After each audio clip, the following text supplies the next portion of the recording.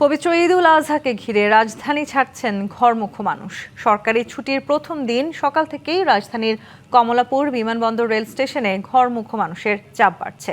তবে মাঝে বৃষ্টিতে কিছুটা ভাটা পড়লেও দুপুরের পর থেকে আবারও ঘরমুখো মানুষের ভিড় দেখা যায়। বিকেল থেকে রাজধানীর বিমানবন্দর রেলওয়ে স্টেশনে ঘরমুখো মানুষের চাপ বাড়তে শুরু করে। তবে ঈদ যাত্রায় ট্রেনের শিডিউল বিপর্যয় বাদে তেমন কোনো অভিযোগ নেই যাত্রীদের। শিডিউল বিপর্যয়ের কারণে প্ল্যাটফর্মে দীর্ঘ সময় অপেক্ষা করতে হলেও ঈদে বাড়ি ফেরার আনন্দে অনেকেই পরিস্থিতি মেনে নেন। রেলওয়ের পক্ষ থেকে জানানো হয়, বৈরী আবহাওয়া ও অতিরিক্ত যাত্রীর চাপের কারণে সময়সূচিতে কিছুটা গড়বড় হচ্ছে।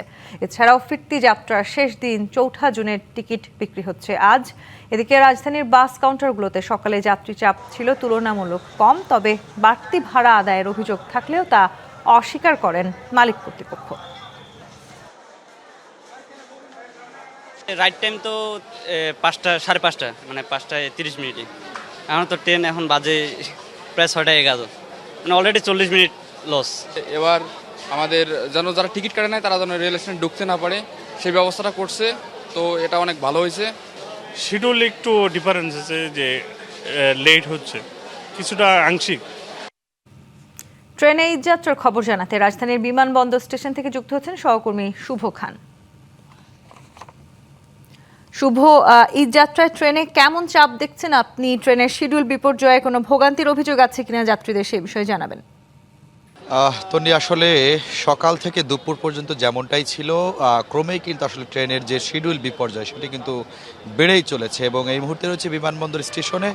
আমার পেছনে যারা রয়েছেন এরা সকলে আসলে স্ট্যান্ডিং টিকিটের জন্য অপেক্ষা করছেন, এবং যারা অনলাইনে টিকিট কেটেছেন তারা ভিতরে প্রবেশ করছেন। এবং আপনাকে যদি আমি একটু দেখাই এবং জানাতে চাই যে আসলে এই বিমানবন্দর এয়ারপোর্ট থেকে যারা উঠার চেষ্টা করছেন ট্রেনে, তারা কিন্তু আসলে একদমই কালার এক্সপার্ট ডার্ক স্যাপ এবং মাইল্ড অন হ্যান্ডস টেকনোলজি সমৃদ্ধ অরিক্স অ্যাডভান্স ডিটারজেন্ট পাউডার, আপনার লন্ড্রি এক্সপার্ট।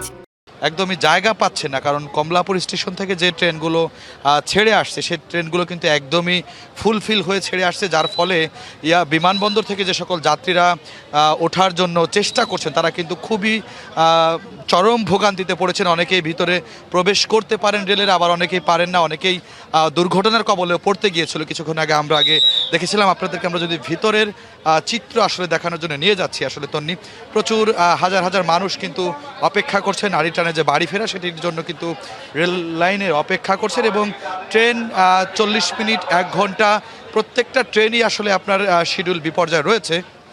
তবে বিমানবন্দর থেকে যে সকল যাত্রীরা ওঠার চেষ্টা করছেন তারা আসলে বেশিরভাগই ভোগান্তিতে পড়তে হচ্ছে, কারণ কমলাপুর থেকে যে সকল ট্রেনগুলো ছেড়ে আসছে একদমই আসলে কানায় কানায় পরিপূর্ণ হয়ে ছেড়ে আসেন, যার ফলে বিমানবন্দরে যে সকল যাত্রী রয়েছেন তাদের আসলে উঠতে অনেকটা জটিলতার মধ্যে পড়তে হচ্ছে। আমরা একটু কারোর সাথে কথা বলার চেষ্টা করব যদি আসলে ট্রেনের শিডিউল নিয়ে। আপনার ট্রেনের শিডিউল কখন? 6:43, কিন্তু সময় তো পার হয়ে গেছে অনেক, প্রায় 30 মিনিট লেট। তো ওখান থেকে উঠতে পারবেন? মেবি মনে হচ্ছে না। আমার ফ্রেন্ড কমলাপুর থেকে আসতেছে, সে বলতেছে সে পা রাখার জায়গা নাই, তো আমাদের এই জিনিসগুলো নিয়ে কেমনি উঠবো, চিন্তায় আছি অনেক। জি তো, আমি যদি আরও একজন সাথে একটু কথা বলার চেষ্টা করি যে আসলে আপনার ট্রেনের শিডিউল কখন? আমার তো ব্রহ্মপুত্র এক্সপ্রেস।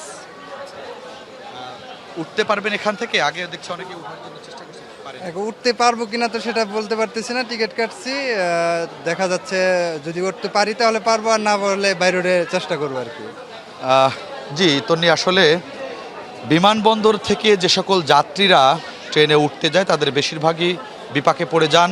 কমলাপুর থেকে ছেড়ে আসা ট্রেনগুলো একদমই কানায় কানায় পরিপূর্ণ থাকে। আসলে এই ছিল আসলে বিমানবন্দরের রেল স্টেশন থেকে। তন্নি, শুভ, ধন্যবাদ আপনাকে।